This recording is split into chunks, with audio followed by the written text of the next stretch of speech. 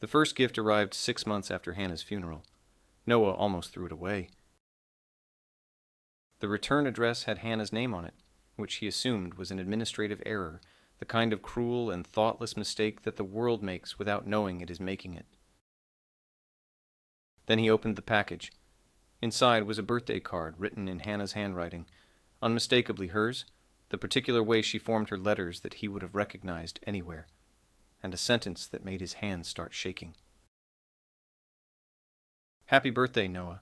If you're reading this, it means I was right about one thing. The strange part wasn't that Hannah had sent him a gift. The strange part was that Hannah had been dead for 6 months.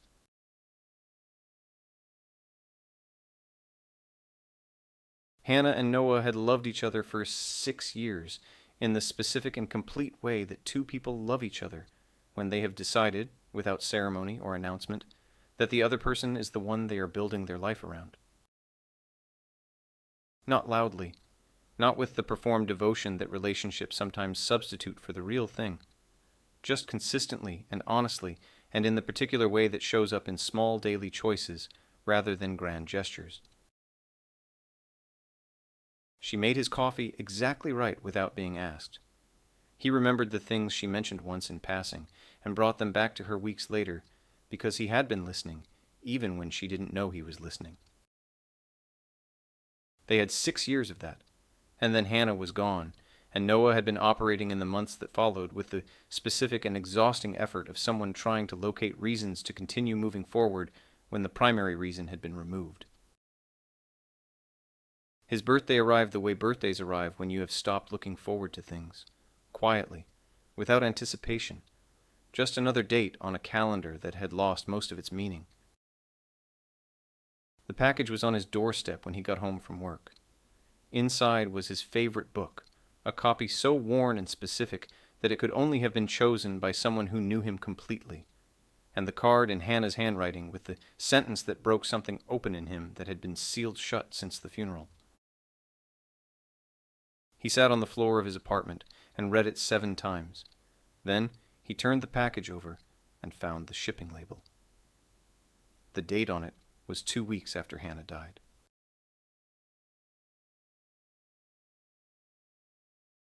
Noah told himself there was a rational explanation and spent the following year constructing and discarding several of them.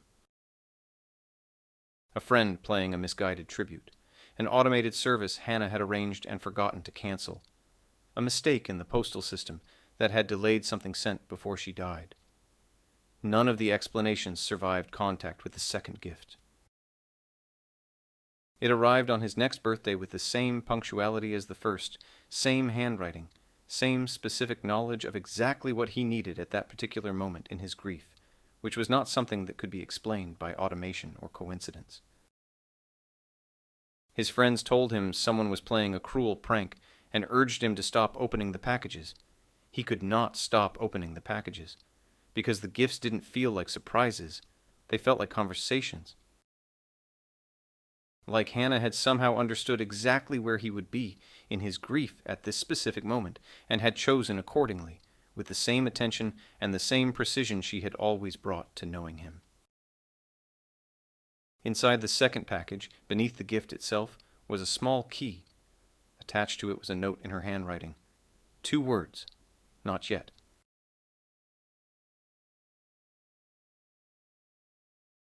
The key took Noah 3 weeks to identify.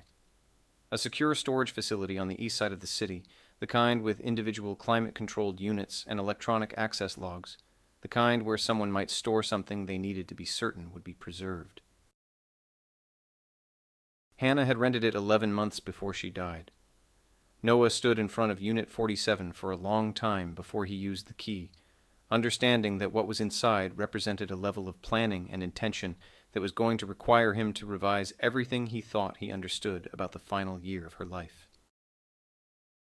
Inside were packages, 7 of them, each one wrapped with the same care as the 2 he had already received, each one labeled in her handwriting with a future date. His birthdays, extending 7 years into a future she had known she would not be present for, and beside the packages, a sealed envelope, on the front, in her handwriting. for year 3.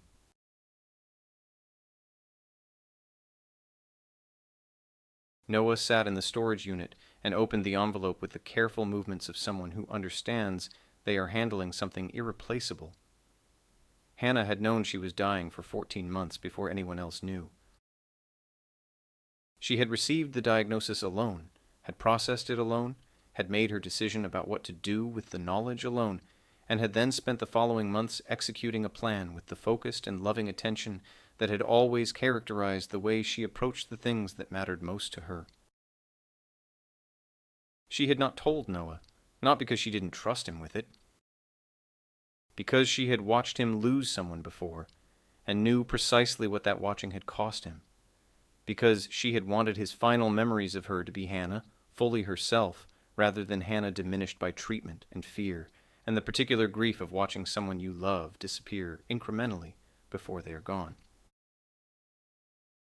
She had chosen to give him the full version of herself for as long as she had the full version to give, and then she had spent her remaining months ensuring that after she was gone, he would not be entirely without her. Every package had been chosen for a specific stage of grief she had mapped out, with the same care she brought to knowing him. The first year, proof that she had been real and that what they had was real. The second year, evidence that she had known him well enough to reach him even from this distance. The third year, the envelope said, was for when he had stopped being angry and started being ready to understand.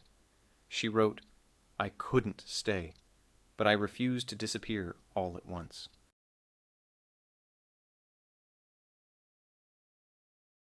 The final package sat on Noah's shelf for 3 weeks after his birthday before he opened it. He knew it was the last one. Hannah had told him in the year 3 letter, had been honest about the count, in the same way she had been honest about everything once the concealment was no longer serving him. Opening it meant there would be no more. And some part of him had been organizing his years around the arrival of these packages in a way he had not fully acknowledged until he was standing in front of the last one, understanding that the organizing would have to stop. Inside was a photograph of the two of them from an ordinary Tuesday, not a significant occasion, just a Tuesday when someone had taken a picture and both of them were looking at each other rather than at the camera. Beside the photograph, her ring, the small one she had worn on her right hand that he had held between his fingers at the funeral without understanding why he needed to, and a letter. "If you are opening this, then you have survived longer without me than you ever thought you could. And if you are still waiting for permission to live again, this is it. Not because I am gone, but because you were always going to be someone worth continuing, and I needed you to have enough time to find that out for yourself." Noah sat with the photograph and the ring and the letter for a long time, and understood, finally and completely, what Hannah had actually built across those 14 months of secret and loving preparation.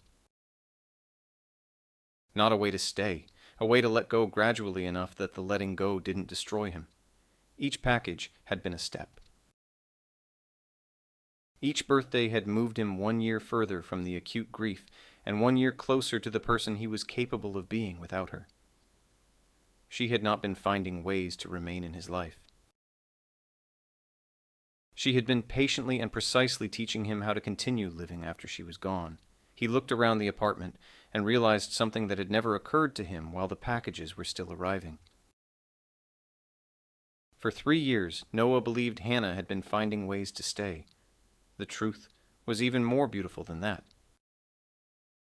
She had spent her final months learning him well enough to leave him without losing him, and the last gift she ever gave him was not in any of the packages.